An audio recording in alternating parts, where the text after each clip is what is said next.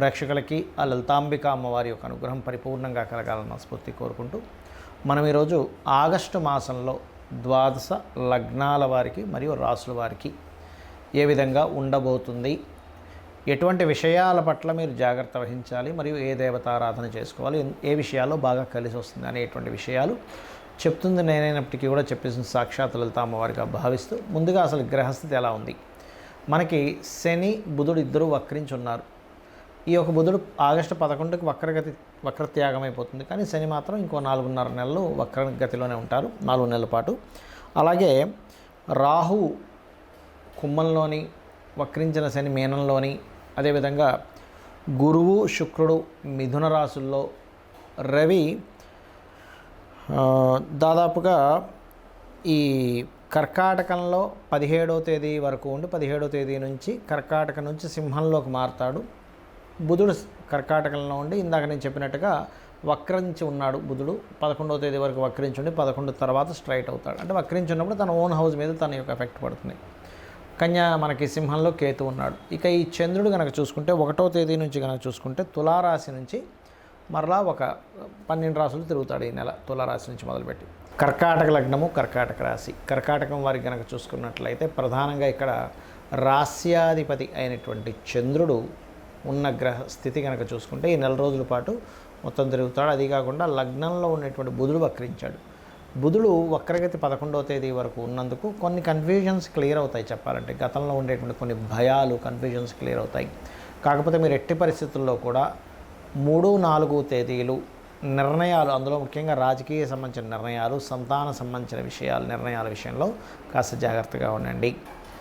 అలాగే 10, 11 తేదీలు ముఖ్యంగా ఇన్సూరెన్సెస్ కట్టాల్సినవి ఏమైనా ఉంటే కనుక 10, 11 తేదీలు అసలు నెగ్లిజెన్సీ చేయకండి.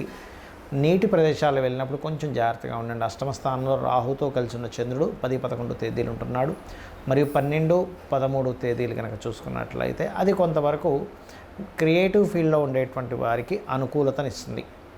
అలాగే మరొక విషయం ఏంటంటే ఇక్కడ 2వ స్థానంలో ధనస్థానంలో కేతు ఉన్నందుకు మీరు గణపతిని ఎంత ఆరాధిస్తూ ఉంటే అంత ఫైనాన్షియల్గా మీకు బాగుంటుంది. గుర్తుపెట్టుకోండి. కొత్త పరిచయాలు ఏర్పడడం, విదేశాలకు వెళ్ళడానికి అనుకూలత, ఇంపోర్ట్ ఎక్స్పోర్ట్ బిజినెస్ సంబంధించిన విషయాల్లో అనుకూలత, తండ్రి గారి ఆస్తికి సంబంధించిన విషయంలో ఉన్నటువంటి వివాదాలు క్లియర్ అవ్వడము అనేటువంటివి జరుగుతాయి.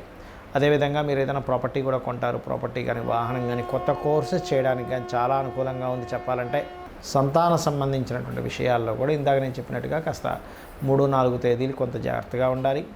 అదేవిధంగా వివాహ ప్రయత్నాలు చేసేటువంటి వారికి కొంచెం అంటే గతంలో ఇంకా మనకి వెళ్ళిపోయింది, ఈ సంబంధం మనకు కుదరదు అనుకున్న వాళ్ళు వెనక్కి రావడము, విదేశీ సంబంధాలు కుదరడము, ఇటువంటివి బలంగా చూపిస్తున్నాయి. అలాగే మరొక విషయం ఏంటంటే ఇక్కడ ఈ ఉద్యోగ ప్రయత్నాల్లో కూడా ఆల్ ఆఫ్ సడన్ చేంజెస్, విదేశాల్లో ఉండేవారు ముఖ్యంగా ఉద్యోగ మార్పులు సూచిస్తున్నాయి. అయితే మీకు ఉద్యోగంలో చక్కటి ఫలితాలు రావాలంటే కుజ, రాహు, శని గ్రహాల దగ్గర దీపారాధన చేయండి. కందులు, మినుములు, నువ్వులు దానంగా ఇవ్వండి. ఓం మాణిక్య మకుటాకార జానుద్వయ విరాజితాయ నమః చేసుకోండి. అన్ని విధాల మీకు బాగుంటుంది. జాతక చక్రాన్ని చాలామంది కేవలం గోచార ఫలితాలు మాత్రమే రూల్ చేస్తాయి అనుకుంటారు. గోచార ఫలితాలు కొంతవరకు రూల్ చేస్తాయి. మిగతా నవగ్రహాలు ఇక్కడ చాలామందికి ఏంటంటే అపోహ, ఏమంటే శనే బాధనిస్తాడు అనుకుంటారు. కాదండి, ప్రతి గ్రహము కూడా మనకి చక్కగా మంచి పని చేసి పెడుతుంది, ఇబ్బంది ఇస్తుంది. అంటే ఎలాగా ఇబ్బంది అంటే తన స్వయంగా తన ఇష్టం వచ్చినట్టుగా ఇవ్వడం కాదు, మన కర్మ, పూర్వజన్మలో చేసుకున్నటువంటి కర్మ ఆధారంగా ఆ యొక్క ఫలితాలు జరుగుతూ ఉంటాయి. గుర్తుపెట్టుకోండి. అయితే ఇక్కడ మీరు గమనించినట్లయితే ఈ యొక్క గ్రహాలు ఏవైతే ఉన్నాయో ప్రధానంగా మన చూసుకోండి, మనకి నవగ్రహాలు రవి నుంచి కేతువు వరకు ఆ ఉన్న కండిషన్ బట్టి, అంటే ఉదాహరణకి మీరు లైఫ్లో ఎప్పుడు బాగా డిప్రెస్గా ఉంటున్నారు, ఎదగలేకపోతున్నారు అంటే మొట్టమొదటిగా మీ లగ్నాధిపతి ఎవరో గుర్తించండి. లగ్నాధిపతి ఎవరో ఆ యొక్క అధిష్టాన దేవతకి దీపారాధన చేసుకోవడము, లేకపోతే 12 లగ్నాల్లో ఏ లగ్నమైందో ఆ గ్రహానికి దీపారాధన చేస్తే ఖచ్చితంగా మీరు పేరు ప్రఖ్యాతులు సంపాదిస్తారు. దాంతోపాటు రవిగ్రహం ఎలా ఉందో చెక్ చేసుకోవాలి. మీకు మీరుగానే చూసేసుకోవచ్చు. ఇది మనమేమి దాని గురించి పెద్ద లక్షలు వేలు ఖర్చు పెట్టాల్సిన అవసరం లేదు. మీకు మీరుగానే నెట్లో కొడితే మీ లగ్నం ఏంటంటే డేట్ ఆఫ్ బర్త్ టైం కొడితే మీ లగ్నం వచ్చేస్తుంది. మీది పలానా లగ్నము, మీ లగ్నానికి అధిపతి ఇదని వస్తుంది.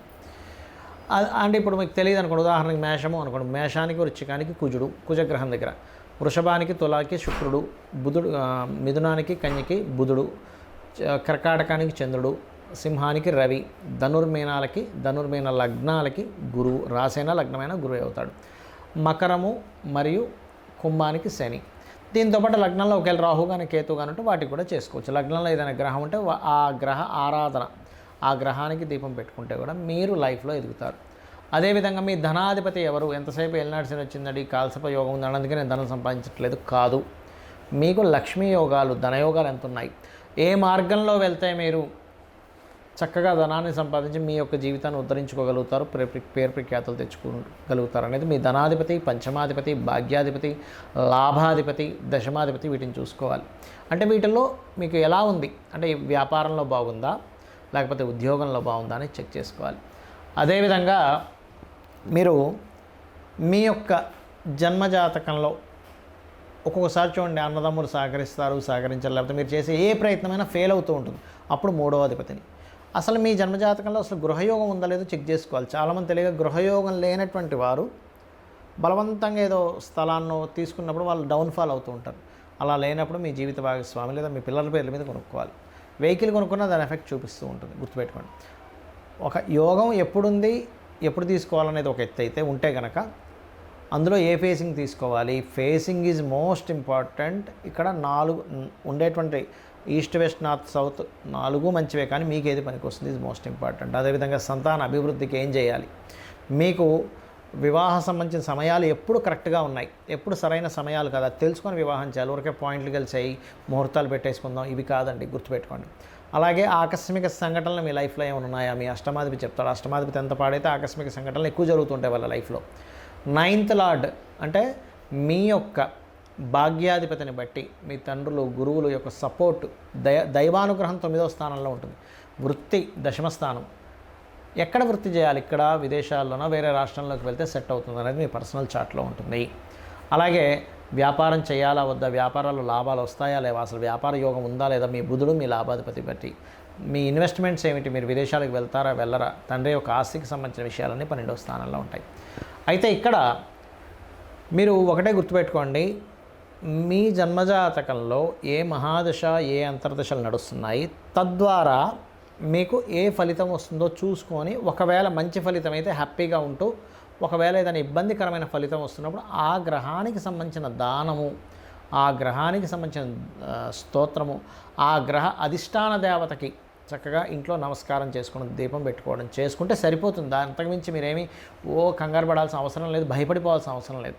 కాకపోతే మరీ తీవ్రంగా ఉంటాయి కొంతమందికి, వారి దగ్గర ధనం ఉంటుంది. అలాంటి వారు ఏ హోమమో ఇంట్లో చక్కగా సత్యనారాయణ వ్రతమో, చండీ హోమమో, లేకపోతే గణపతి తర్పణమో, మీకు సుదర్శన హోమం, మీ ఇష్టదేవత 4 డబ్బులు ఉన్నాయని నేను చేయించుకోగలను. కానీ ధనం లేకుండా ఏదో అమ్మో డబ్బులు పెడితేనే కానీ భగవంతుడు కనికరించడు, గ్రహం కనికరించదు అనుకోని మాత్రం ఎప్పుడూ అనుకోకండి దయచేసి.